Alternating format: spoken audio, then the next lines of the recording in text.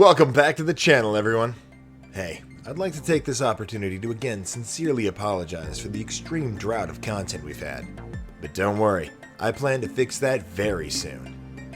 Anyway, with Megaman for Game Gear behind us, and as this was originally written with Megaman 8 just crossed off the list, we move firmly, though not completely, out of the area of cartridge-based video games.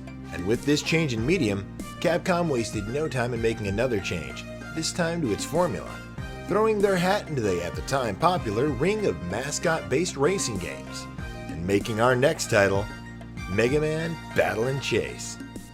Released in Japan on the original PlayStation in March 20th of 1997, Battle&Chase is a far cry from the average mascot racing game. Battle&Chase boasts 3 game modes, Grand Prix, Versus, and Time Attack, and a roster of 14 racers, each with a custom racing machine.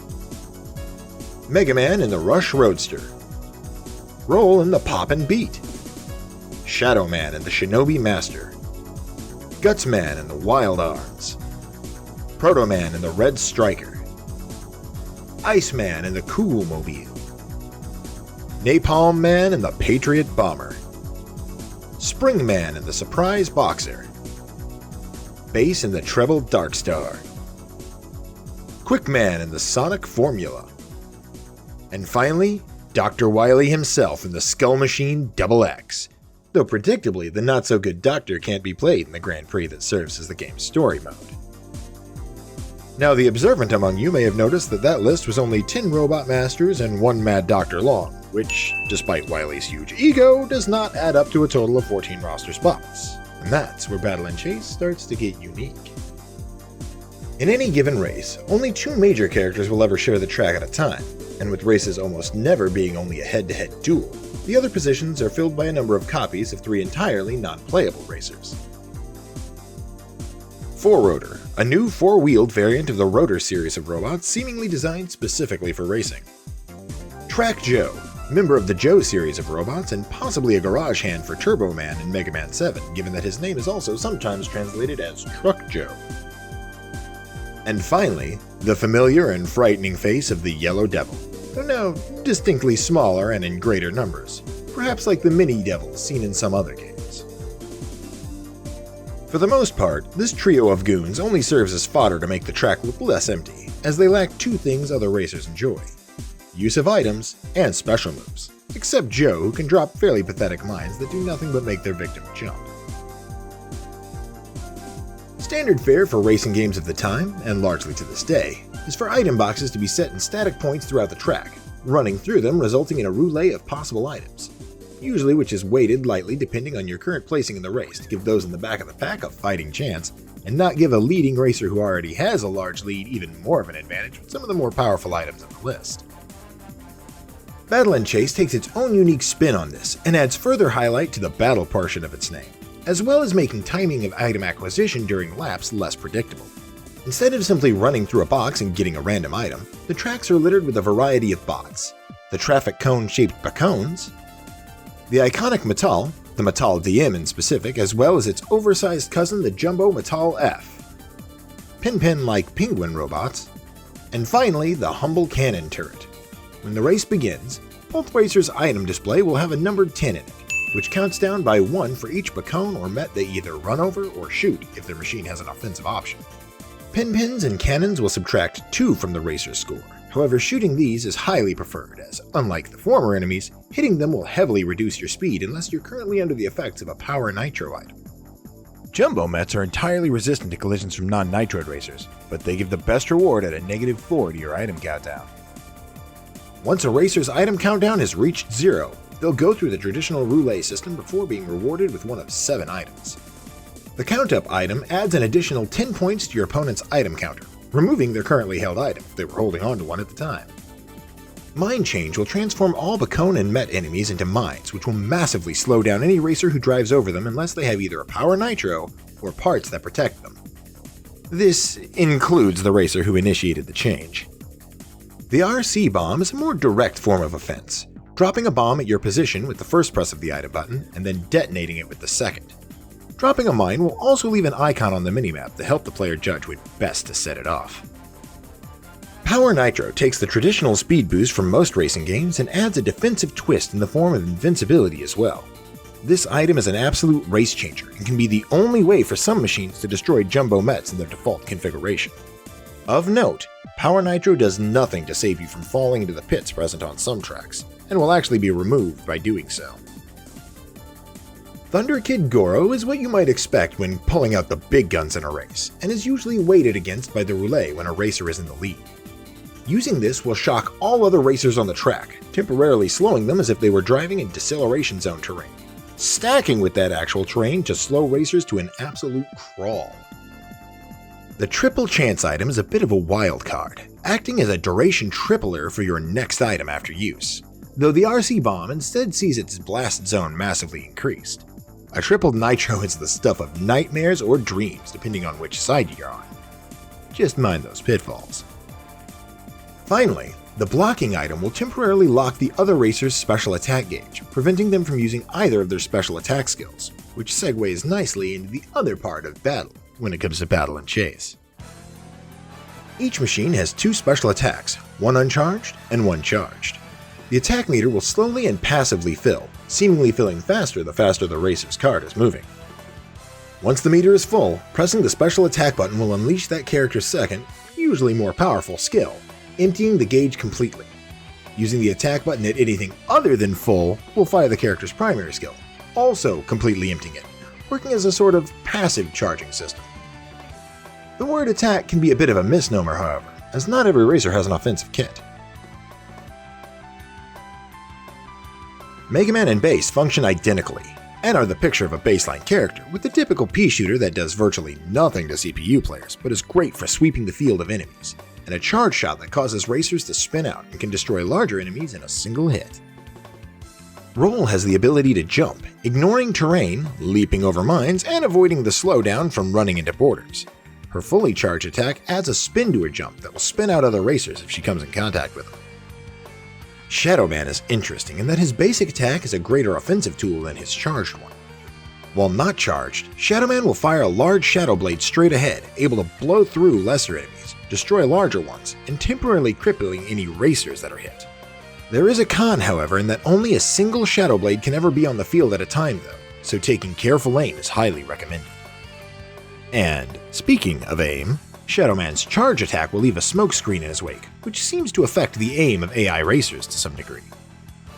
Gutsman takes a more traditional approach to fighting, with his standard attack summoning a boulder to drop from above into the arms of his car, and a second press tossing that boulder which will destroy any enemies it hits, dizzying racers and causing them to lose speed and control, as well as draining their attack meter.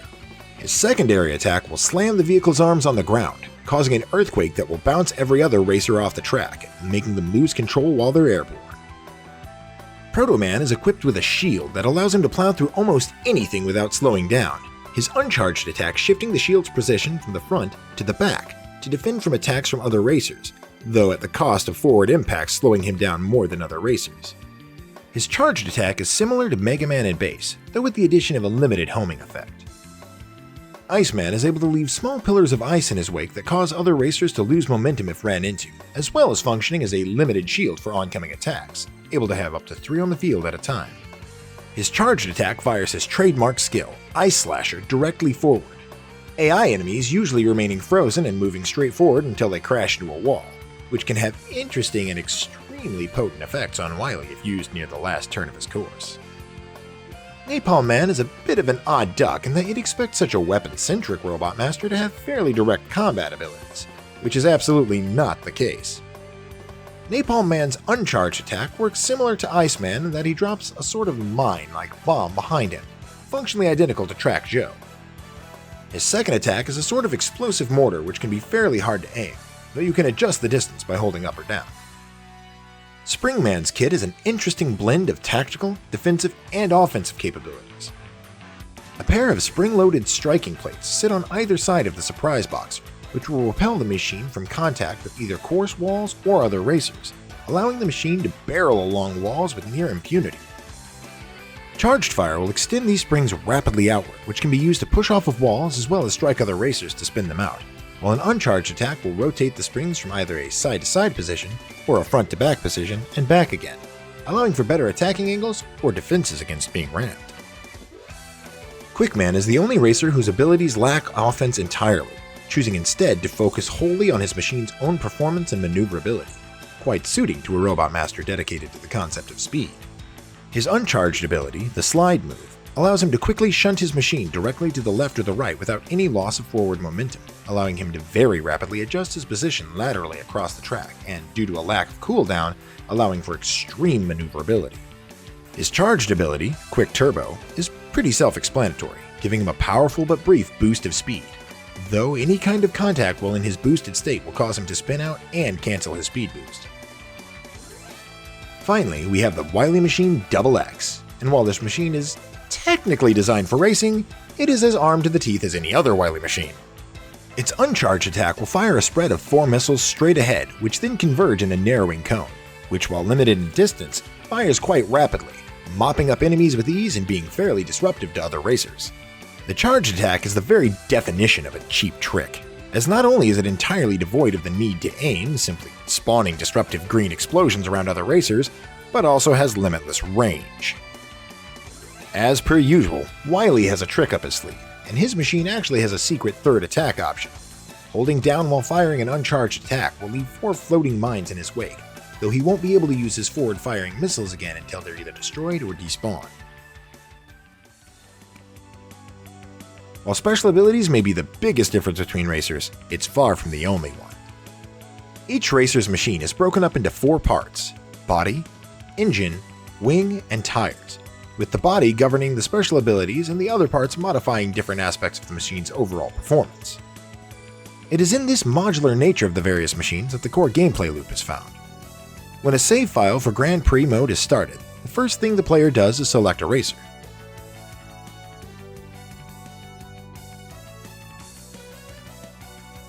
After which they will be given the option to rename the racer's machine or accept its default.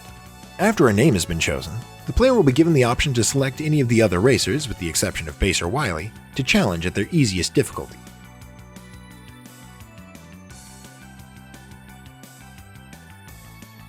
Upon successfully winning first place in a race against them, the player is rewarded with their choice of 1 copy of their opponent's wing, engine, or tire part. After acquiring this new part, that particular racer will have their difficulty bumped up by 1 level, and the player can now choose to either challenge them again, or choose to challenge another racer.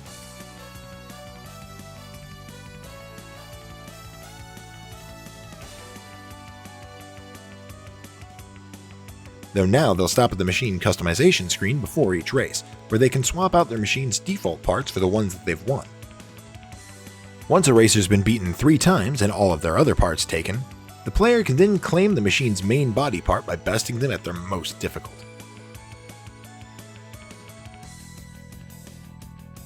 Even if all parts of another racer's machine are acquired and put together in that machine's default configuration, the player's chosen character will still be the one driving, though this makes no functional difference. After at least 1 part has been taken from every racer, a cutscene will play where Rip-Hop will congratulate the chosen player for winning the Battle&Chase Grand Prix. Though before he's able to hand over the briefcase with their prize money, Wily comes along to steal it, taunting the player with his signature eyebrow waggle before streaking off into the sky.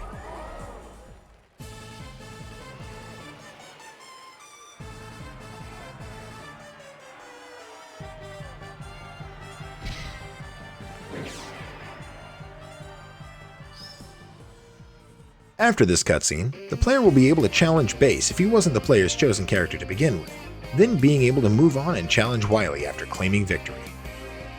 There's an interesting quirk, however, in that while the player can choose to re-challenge Base as many times as they like before going on to beat Wily, upon winning that final race and getting to watch their character's ending, the option to race against Base will be locked away again until they've cleared another set and watched that first cutscene a second time, unless they've taken the time to unlock entire sets beforehand. Your first victory lap, pun very much intended, will unlock Wily as a playable character for versus and time attack mode, as well as the potential to be challenged by secret, superior versions of the lesser bots you've been sharing the track with, the Black Troop. These challenges will randomly be issued to you right after you've chosen another racer to challenge, but they will always come in the same order: Black Joe, Black 4-Roader, Black Devil, and finally the whole Black Troop at once, moving up the ladder with each victory. and those victories will be hard fought. For while the Black Troops still lack abilities and items, their wicked speed, acceleration, and handling, as well as the inability to immediately re-challenge them should you lose, sets them leagues apart from their normal counterparts, even on their hardest difficulties. Victory comes with more than bragging rights, however, as each member of the Black Troop will surrender tips about hidden techniques when beaten, as well as leaving behind secret vehicle parts in the form of question mark boxes on particular tracks, claimable by driving through it and going on to win first place while racing on that track. Black Joe will explain the rocket start technique of pressing the acceleration button as soon as the starting lights turn on, as well as leaving behind blade tires, based on Slash Man in Quickman's Ridge course. The Black Rotors will teach you that, by pressing down 3 times, you can discard any held items, an invaluable tip for those who might not want to use the mind change. The part they leave behind is the Sky High Wing, modeled after Gyro Man and left in Napalm Man's Arms Factory course. The hint offered by Black Devil is beyond cryptic, though given the trend of explaining secret techniques, it's likely referring to the technique of tapping into the opposite direction of a turn for a split second to initiate drifting sooner. And the part he leaves behind is the Retro Engine, called the Retro Turbo Engine in Japan. No points given for guessing that Turbo Man is the inspiration for this part, which can be found on Iceman's course. The ultimate challenge rewards the ultimate trick, though given how insanely difficult it is to pull off, it's ultimately pretty useless. By very quickly pressing down, then up, then taunting as you run over a mine, your racer will hop up and get a sudden burst of acceleration rather than crashing, though you can only taunt once per lap, and I've never managed to pull this trick off. The final parting gift of the Black Troop is the Hammer Body, based on Nightman and found in Gutsman's course. In the event that the player has chosen a racer who has a secret part on their track, that part will instead be relocated to Shadow Man's track, so there's never any worry about missing out. Beating the entirety of the Black Troop can be a difficult and very time-consuming process. So time-consuming, in fact, the player may have found themselves beating the Grand Prix multiple times before achieving this feat, which will unlock further content for Versus and Time Attack modes. A second full completion of the circuit will unlock Base's course, ironically titled the Base course. That's Base with an E, by the way, and the third time around will open up Wily's Fortress course. The fourth and final unlockable course is the Space course, one of 4 courses not found in the Grand Prix and related to one last unlockable that we'll get to in just a moment. The other 3 Verse and Time Attack exclusive courses are all called Sky Circuit, versions 1, 2, and 3. Of interest, the third variation of Sky Circuit has an incredibly obscure shortcut where colliding with the curb of the course causes the player to break straight through, able to drive over an invisible path that cuts across the empty sky within the hollow of the track before crashing right through the curb on the opposite side and back onto it. The exact spot of curb can be very difficult to find and hit accurately, and there are pits on either side of the invisible path off of which you can fall and lose ground when attempting this shortcut. But if executed properly, the lead you gain is absolutely devastating. Battle&Chase has one more secret left in store though. Once the player has achieved the great feat of both claiming all 4 hidden vehicle parts, as well as beating the Grand Prix 4 times on a single save, they'll be rewarded with one final racer.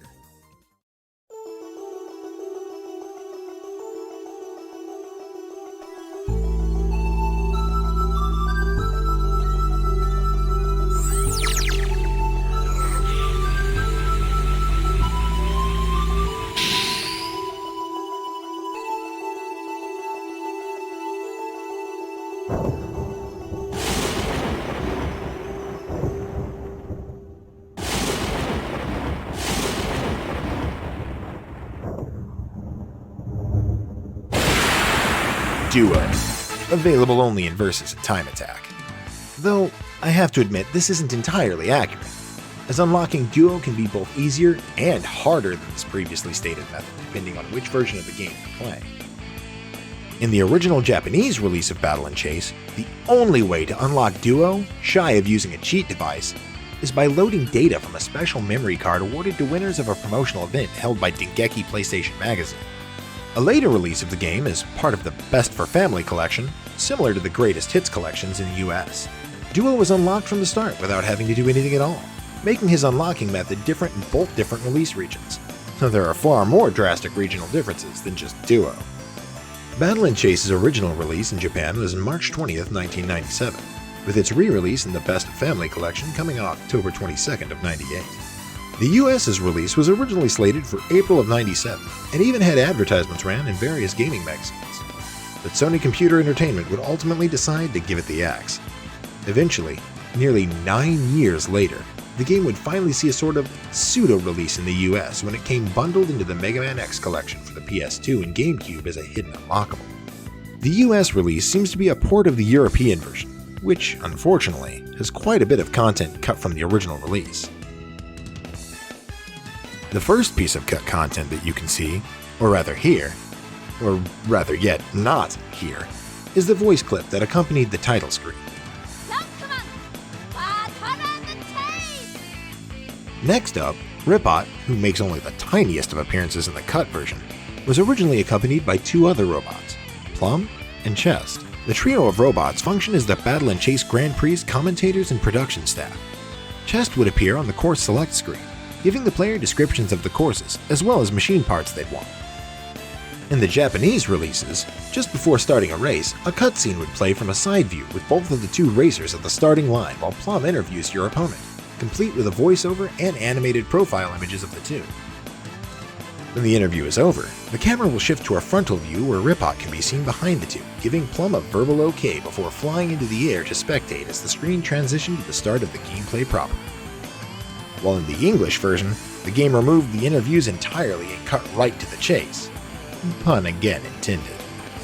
Another cut aspect was the dynamic commentary that Plum and Ripot would make throughout the race, effectively erasing Plum and Chest from the game entirely. I find it exceedingly disappointing and more than a little confusing that the devs didn't choose to at least keep these interview cutscenes as static images with text, given that they made that compromise for the cutscene of Wily stealing the player's prize money. Finally, and continuing on with the theme of the removal of audio, every character's ending originally had text, audio, and a static image, while, as expected by this point, the spoken dialogue has been removed from the English version. At least the music was left intact.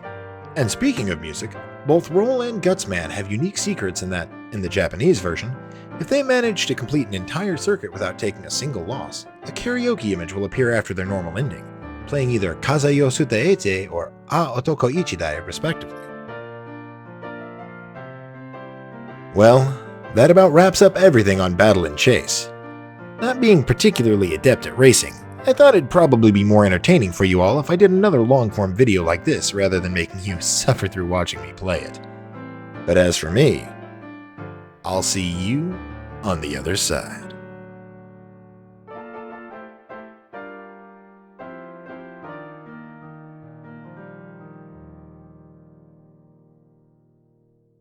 I'd like to take a moment to give an extra special thank you to my good friend Tenks, who not only helped me acquire the footage of Duo's entry cutscene, but also helped reignite my creative spark for making videos at all. Please head on over to his channel and give him a look if you've got the time, and come visit us on his Twitch where we regularly stream on Wednesday, Thursday, and Friday nights.